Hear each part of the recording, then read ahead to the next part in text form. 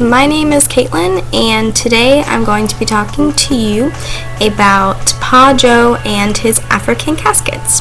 So, Pa is an African craftsman who lives in Ghana. He was born there in 1947, and at age 16, he began apprenticing under his uncle, Kane Kwai. I think he may have been forced to start this apprenticeship by his mom. She either forced him or inspired him, but all good things. He apprenticed under his uncle for 10 years before he opened his own shop in 1976. And in his own shop, he trained several very skilled coffin craftsmen.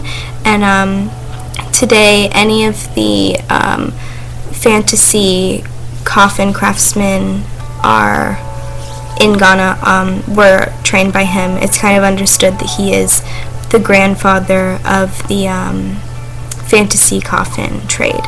So today he works with his two sons in a small shop outside of Ghana's capital. So what are these fantasy coffins of which I speak? Well, they are elaborately decorated, fully functional coffins, hand-carved from wood, and fancifully painted. And each of the coffins are made to order for their person who is being buried in them, and they a lot of times reflect the person's life, who they were as a person, or what their career was. It seems like this culture kind of identifies career a lot with mainly the person themselves. A lot of times they'll even position the corpse in a fashion that resembled what they did in their life. I read that sometimes they'll post someone up with a sewing machine if they were a seamstress, or beside a tackle box if they were a fisherman. So which seems a little creepy to me, but hey. Let's see. So they can be in the shape of fish. A lot of times if someone's a fisherman, that's kind of a popular option. A lion for someone who was the head of the house. Beer bottles, cigarette boxes, some people's vices. And I even saw a half-naked lady on there, so don't know what she was up to in her life, but hey. Each of these coffins takes a long time to handcraft and carve out and paint, anywhere from 4 to 12 weeks. And a lot of times these works are only seen by a handful of people before they're put into the ground and buried forever. Pa Joe has made thousands and thousands of these, and aside from the few that are still in exhibitions, there's thousands and thousands of them in the ground that only a few people have seen.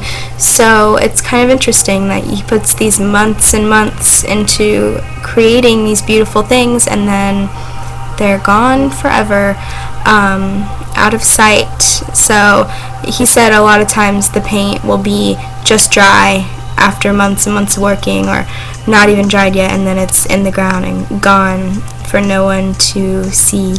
And he said in an interview that sometimes it makes him very sad to depart from these projects.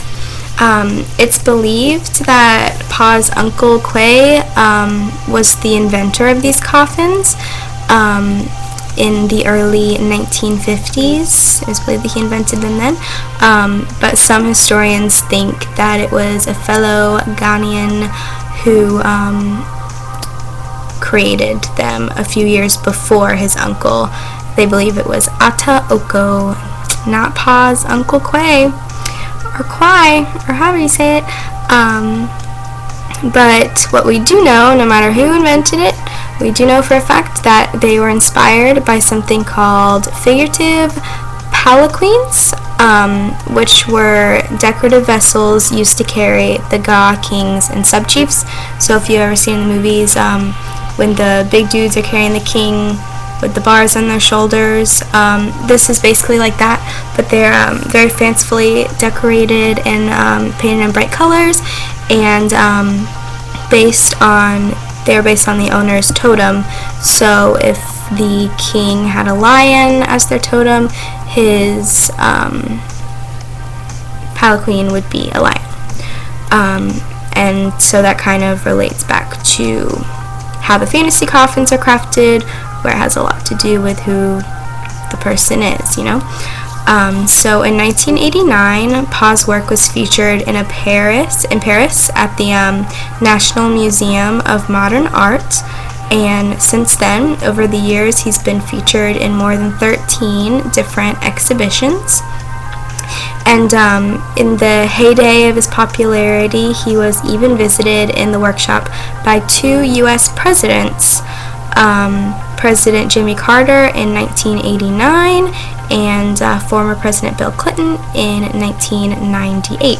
And when Jimmy Carter went, he bought 2 coffins, which was pretty cool of him, because Pa Joe was rolling in the Pa dough, because those things go for a bit of money as far as the money system works over there.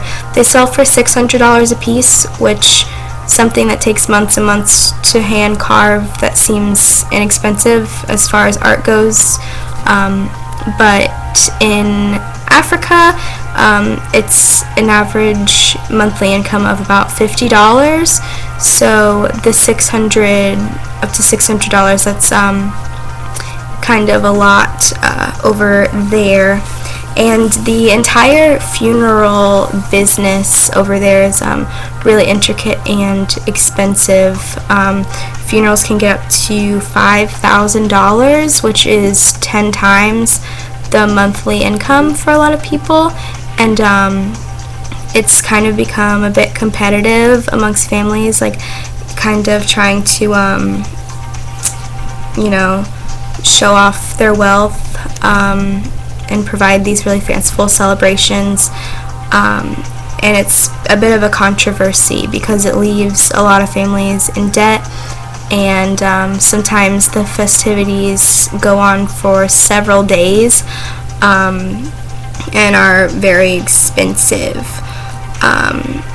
But a lot of times, not always, but sometimes a part of the ceremony is taking the casket through the village to try to confuse the spirit and make sure it doesn't come back and haunt the friends or family. So in that case, he kind of gets to show off the caskets a little bit, but other than that, it's just right into the ground after 4 to 12 weeks of crafting and carving and painting. Unfortunately, since 2007, his business has been in decline despite the extreme quality and the extreme demand for the funeral business. So in 2007, he had a bit of a slump, and he was forced to leave his shop in Ghana's capital of Accra to a more remote location, which is about 2 hours away. And in his location now, he doesn't get the same kind of tourist activity and local business that he is, and he says that it's his business has suffered more since the move, and he's really struggling to keep that legacy going for his apprentice and sons below him. But in 2010, British filmmaker Ben Wigley discovered Pa's work in the British Museum of Art, and he was so intrigued by it that he flew over to Ghana and then discovered that there was kind of more of a story to be told about just trying to struggle to keep this trade alive. And since then, Ben has brought Pa to the UK 3 or 4 times, and has been showcasing his art a bit more and trying to get him some more exposure so he will be able to get back into the capital and eventually self-sustain again from Ghana's capital. The film began production in 2012. It's called Pajo and the Lion, and it hasn't been released yet because they had some financial problems, but they got a Kickstarter going and reached their financial goal. So hopefully it should be released soon and can get him some good exposure and get those coffins a-sellin'. So but they're really cool. You can see the quality of them. It's amazing, just the craftsmanship, and all of them kind of have a cohesive style too. It's like if you're looking at a painter's work, how all of their paintings, you can kind of see their touch in it. You can definitely see his style of artwork. It's definitely more than just a trade. Definitely artsy for sure. So I'm going to include some photos of these. I kind of have to let them speak for themselves. They're really astounding. So I hope I covered everything. And yeah, okay. Thank you guys so much. Enjoy the photos. Bye.